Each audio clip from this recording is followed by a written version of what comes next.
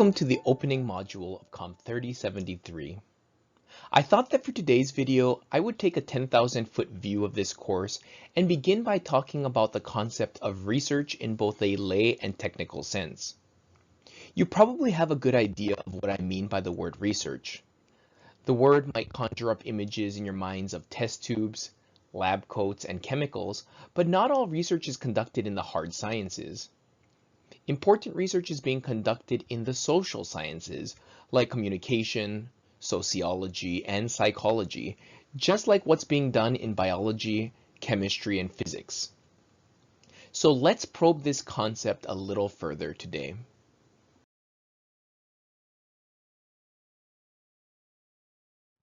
Before we begin, I wanted to provide you with a roadmap of what we're going to be covering today.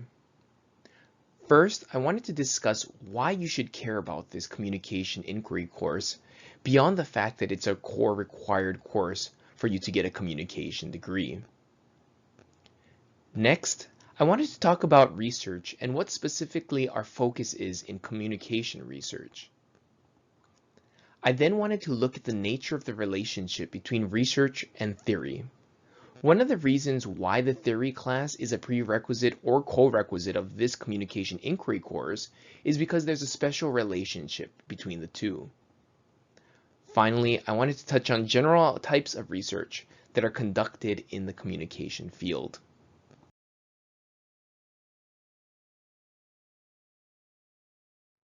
Here are a couple of reasons why I tell my students that studying communication research methods is so important and why I enjoy teaching this class so much. We'll explore all of these reasons in the coming slide, but let me list them for you here right now. First, think about the last news program you watched or newspaper article you read. A lot of the information delivered through these media is based on formal research. The information could be new knowledge about coronavirus reinfections, it could be about the increasing incidence of domestic violence, or it could be about the economic recovery.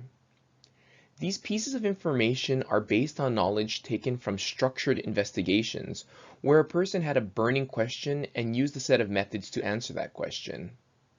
Having a good understanding of the methods used to generate this knowledge will help you determine whether you should buy into the arguments expressed in the news or dismiss them. Second, knowing more about research makes you better positioned when you look for a job after college. I had a friend in my PhD program who wasn't even very good at methods or statistics, but she worked hard and ended up landing a job at Visa once she graduated.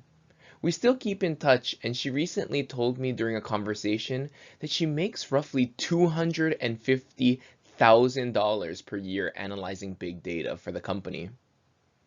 Of course, after pulling myself off the ground, I kept having to tell myself that I got a higher grade than her in statistics and that I get summers off. I don't even know why I told you that story, but yeah, this stuff can make you a lot of money. The last thing that I hope you recognize at the end of the semester is that human behaviors are not random, and we try to capture and explain patterns of behaviors through theory and research. An in-depth knowledge of research methods helps you to see the interrelationships among an entire family of variables and how they can work together to produce an event.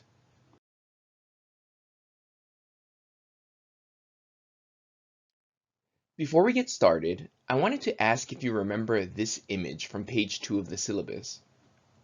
You may have missed it, but the point I was trying to make from this infographic is that my goal in this class is to fill your figurative empty toolbox with a bunch of tools that can help you tremendously in your later life. The note says, Think about research methods as a tool that will help you overcome real-world problems. These tools will make you more marketable as a job candidate, as you'll be able to understand things few others do. But I think I changed my mind about the toolbox metaphor. I think instead the better metaphor is that the knowledge of different research methods is like learning a new magic spell. I'd rather you think about it as a magical power that few others can wield. But if you do wield such a power, it'll help you to open a lot of doors. Puns strenuously intended.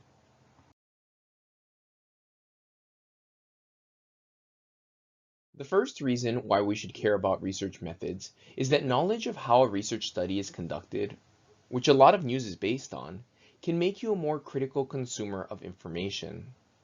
What do I mean by critical consumer of information? I mean that you'll be able to better distinguish what is good information from bad information. In other words, if you know exactly how a study is conducted and what conclusions you can draw from it, you know what you can believe and what you can disregard. Here's an example. I came across a CBS News article a few years back, and the headline caught my eye. The headline said, "Babies with pets are less likely to develop colds and ear infections as infants." I thought this was an interesting research finding, so I decided to probe a little further. In the article, the writer made the case that having a dog or cat around as an infant caused children to become healthier. But here's where I got a little suspicious. The study reported was merely a survey taken at one point in time. I already knew that the only conclusions that one can make from these types of cross-sectional surveys are correlational claims. You can't claim that one causes the other. Why? There are other factors at play that cannot be discounted in a one-time survey. For instance, how do we know that the reason that parents decided to buy a pet was because the child was so healthy and would not be bothered by the dander or other bacteria? In other words, can we rule out that the infant's good health didn't confirm their parents' decision to buy a pet? Likewise, could it also have been that parents with babies who constantly get sick decided not to introduce yet another source of pathogens into the house? Another reason why it's hard to claim causality here is because we can't really rule out alternative explanations. Could it simply be that both the child's health and the animal in the house are caused by money? What do I mean by that? It could be that affluent families are more likely to have infants who avoid getting sick all the time, and are also more likely to own a pet because they can afford one.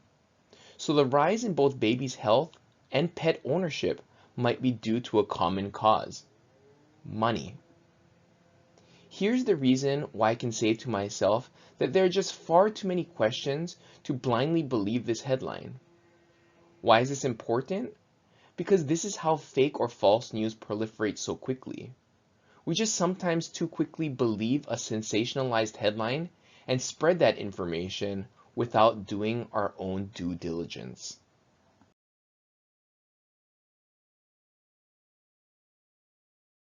The next reason why we should all care about research methods is that it'll better position you when you enter into the workforce. And even though Jesse J says it's not all about the money, it kind of is. I did a quick search of jobs and found a number of good careers that involve research methods in some way. For instance, you could become a junior analyst that starts at $50,000 to $60,000 per year. You could become a field analyst who conducts in-person interviews, or a research associate who engages in audience analysis using data visualization. The string that holds all of these positions together is a focus on one's ability to collect, organize, and analyze different forms of data. My point here is that there are ample job opportunities that exist out there if you're willing to put a little bit of time and effort into learning research methods, which very few people do. And these jobs have a lot of upward trajectory too.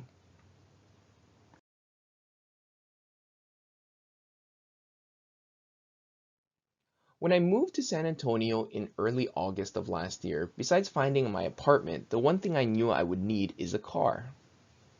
What did I do when I realized that I needed a car? Well, the first source I turned to was the internet. I remember typing in something like most reliable used cars and slowest depreciation because these things at the time were important to me. After reading a number of different web pages on different kinds of cars, I ended up settling on a 2018 Camry. The next question I had in my mind was, now that I know which car I want, how much should I pay for it? I searched Kelley Blue Book because I knew from past car purchases that the figure that they had for my area was roughly accurate. I also went on CarGurus and AutoTrader just to confirm or triangulate what Kelley Blue Book was telling me. So I had all my information at hand and I went down confidently to a dealership with a legal pad literally full of notes and prices. Of course, the initial salesperson who was working with me took one look at that and immediately handed me off to another associate, claiming that he had another prearranged meeting. Actually, the one thing I failed to find answers to because the question didn't even dawn on me was about good quality Toyota dealerships because I thought they were all the same. I ended up going to one, staying there for 8 hours, bringing home a car only to have to return it a week later for another car. But that's a story for another time, and that dealership will remain unnamed. Curse you, Toyota Bernie. But even though I didn't put a label on it at the time, I was engaging in research. Not formal research like we're going to learn about in this class, but research nonetheless. And what specifically made this a form of lay research? I was trying to systematically find answers to questions that I had. Therefore, I was engaging in research.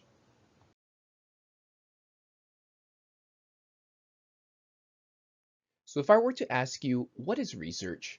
Your answer of, it's finding answers to questions you ask would be correct, because in its simplest form, that's essentially what we're doing in the research process. We begin with the research problem, refine that problem and make informed guesses, and then collect appropriate data to find answers to our guesses. But there are different types of research that go beyond the simple laboratory studies that may come to mind when we hear that word. There's lay research, like I talked about earlier with investigating a new car. There are news reports, election polling, data analytics, like scraping and analyzing certain data on social media, and the scientific studies we conduct in academia. When we think about scientific studies, we should think to ourselves about a systematic process of asking questions that seek to predict, explain, or describe a phenomenon or phenomena and obtaining valid answers through some type of method and analysis. By systematic, I mean the process of asking and answering questions that's done with a fixed, methodical plan in mind. You use a method to collect data that tests your hypothesis, and you analyze those data with some type of analysis tool, whether it be thematic coding or even statistics.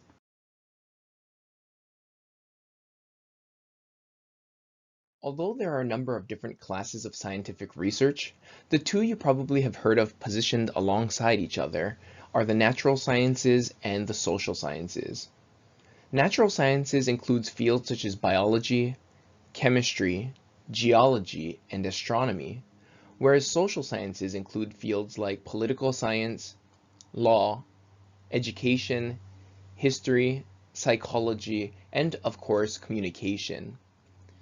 Natural sciences deal with the physical world, and although social sciences also care about the physical world, our focus as social scientists is on people. For instance, if a researcher wanted to study hierarchical models in an Aboriginal autonomous tribe in the Amazon, that would be considered social scientific work. Therefore, we could define social scientific research as the systematic process of asking questions and finding answers about patterns in social relationships and human society.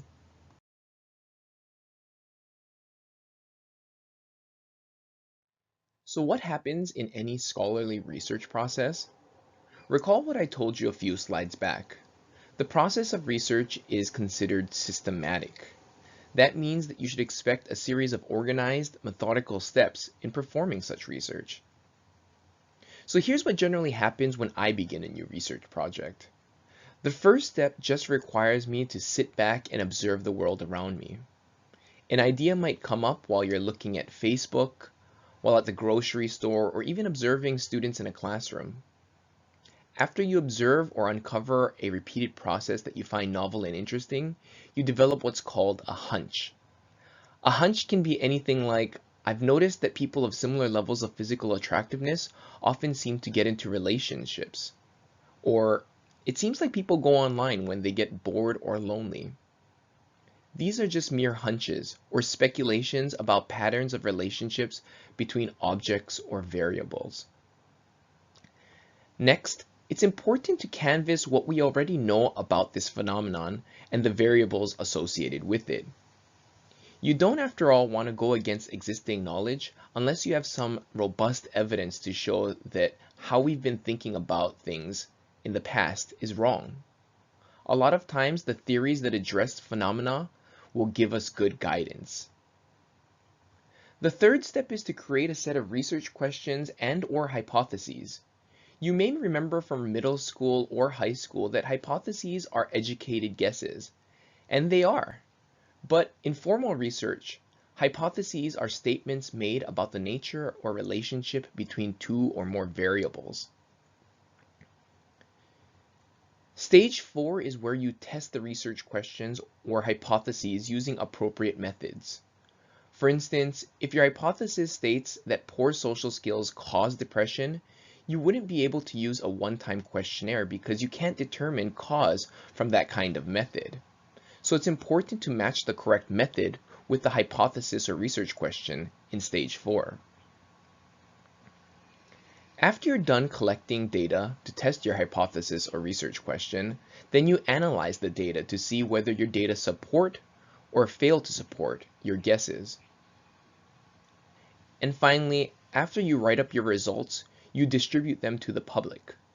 Before you do so, however, our findings and conclusions need to undergo a process of peer review, where other scientists review the methods we use and the conclusions we reach from our data before it goes public. We'll go into the peer review process in the coming slides.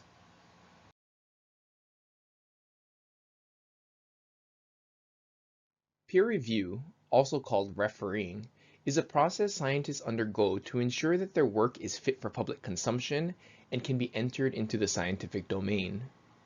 Before you publish your research as a scientist, you must have your work evaluated by other experts who study the same things you do. I have to confess that the peer review process is sometimes the most aggravating and frustrating part of being a social scientist, because even though people are experts in an area, it doesn't mean that they're always right. The peer review process begins with the author selecting an appropriate venue for the manuscript.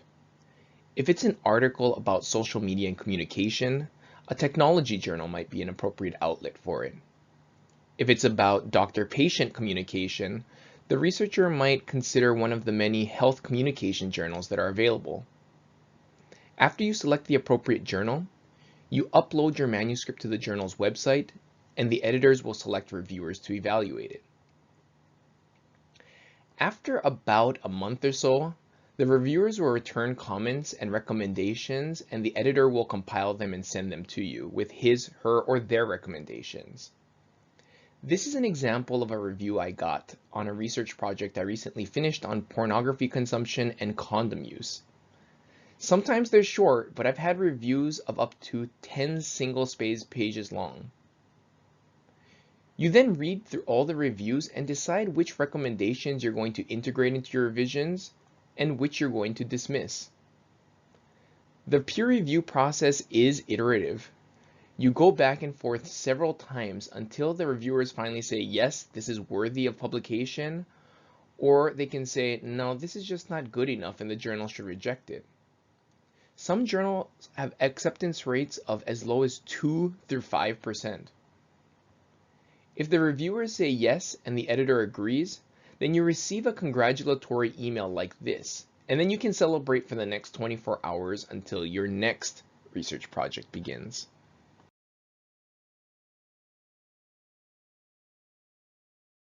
So now that we have a better handle on what research is and the steps involved in the research process, it might be best to talk about what our goals are when we conduct research.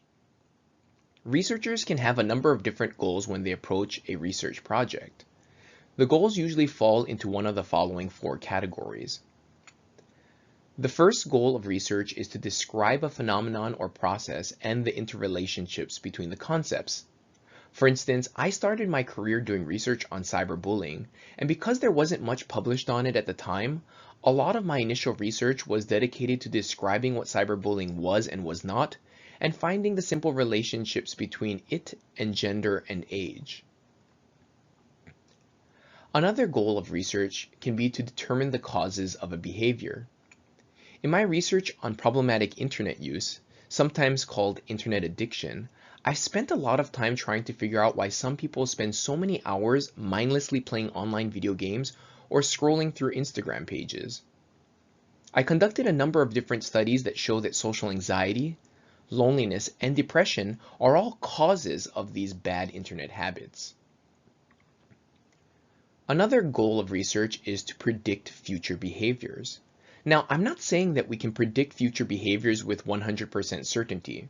In fact, if we were able to, I would probably be a very rich person right now, but I'm not. We do, however, try to predict on average when a future behavior is likely to happen. From my own research, I can confidently say that on average, so not again for every single person, but on average, romantic couples will engage in more online surveillance of each other in the future if they report poor relational health right now. Finally, the reason why we want to predict when a bad behavior is going to happen in the future is to control it. I once conducted a study on Facebook where I manipulated fake profiles of alleged minors to see if some get disproportionately solicited for sex than others. Why? Because I wanted to predict situations where minors would be solicited online for sex by adults, so I could help intervention and education lessons in eye safety for these children and adolescents. You may have noticed in the text that Keaton claims that the fourth goal of research is to explain behavior, but I think that's covered by determining the causes of the behavior. So we'll keep controlling behaviors here as the fourth goal of research.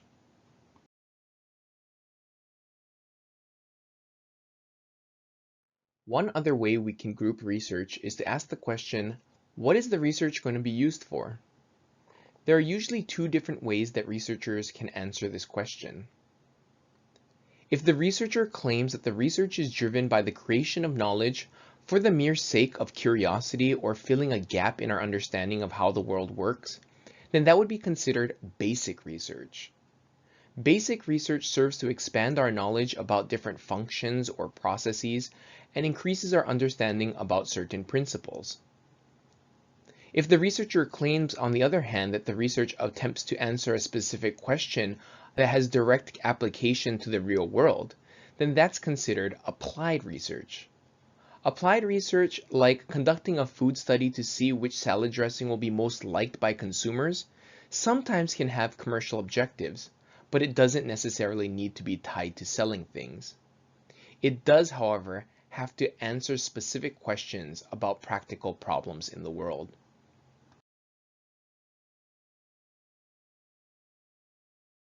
Let's take a look at a quick example.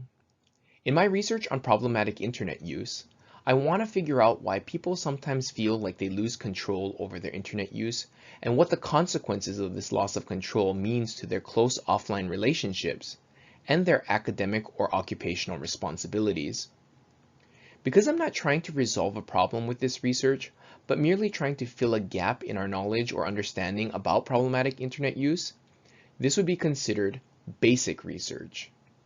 In fact, I would say that about 95% of the research I conduct is considered basic research. I'm often just trying to add to the building blocks of theories. Now, If I were interested in the best management styles or practices that employers can use to keep the morale of their employees high, that would be more closely tied to applied research. I'm trying to figure out specific answers to the question of what can employers do or say to keep their employees happy? The direct application of this research to the real world is what makes this applied research.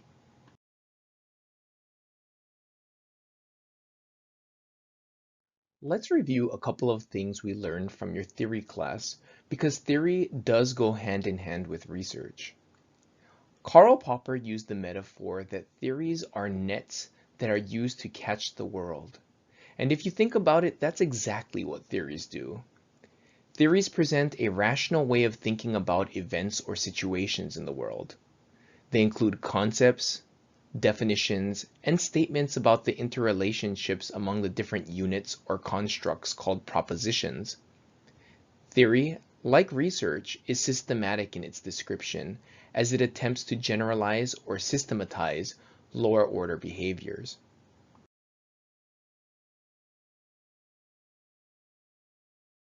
I mentioned in the previous slide that theories generalize or systematize lower order behaviors through various abstractions.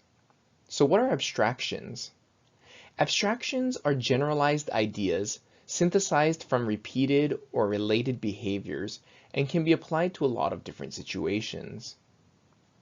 Here's an example. You observe two high school aged girls, let's say their names are Jill and Kate, during their recess break at school. You notice from their conversation that they both like listening to country music.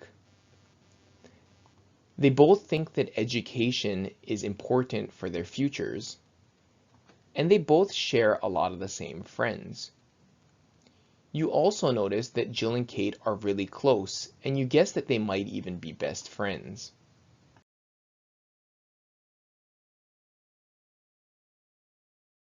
Here's where the abstraction comes into view. If you said that similar interests, like country music, tend to facilitate friendship development, and you made the inductive leap that similar values, like education, increase the likelihood of friendship development, and you even went so far as to say that similar or shared social networks speed up friendship development, then you might come to the theoretical abstraction, that generalized statement, that similarity between people breeds attraction.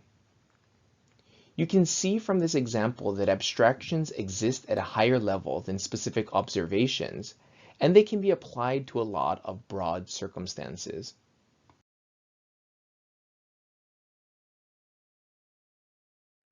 One of the most important parts of theory is its goals. According to most theory textbooks, the basic goal of theorizing is to describe, explain, predict, and control things. Do these goals look familiar to you? They should, because they're the exact same goals of research. You should now suspect the very symbiotic relationship between theory and research, because they really do rely on each other. Research is needed to describe and later test components of theory, but theory is needed as a guide to tell researchers where to look.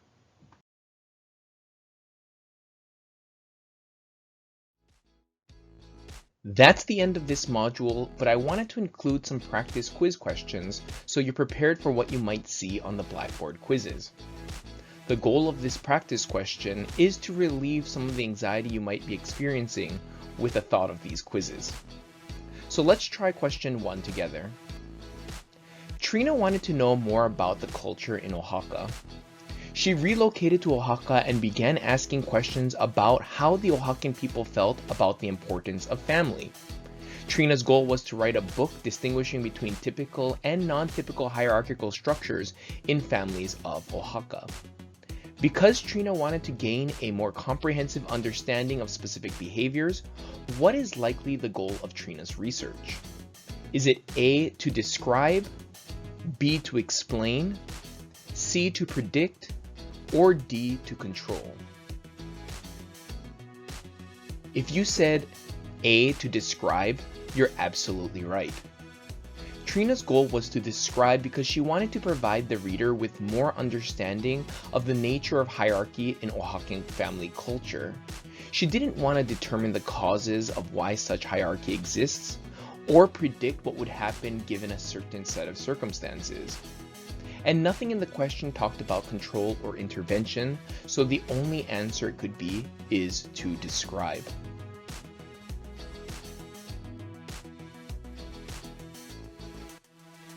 Let's try question 2 together.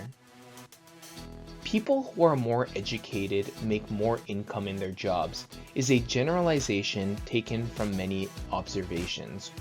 What kind of statement is this? Is it A, an interrogative statement, B, a research problem, C, a qualitative statement, or D, an abstraction? If you said D, abstraction, you're 100% correct. This is a fairly straightforward definition-based question. It's important to realize here that there will be these kinds of definition-based questions and application-based questions like in question number 1 mixed together in the weekly quizzes.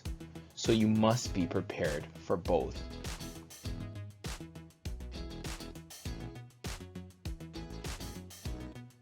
That's pretty much all I have for Module 1. Please remember to read the textbook pages listed in the syllabus if you haven't done so already. We covered a lot of things today. I started this video off by giving you a number of reasons why you should care about the content of this class. We then talked about the basic definition of research and the subset of social scientific research. We then talked about the steps of the scientific process and the broad goals of research.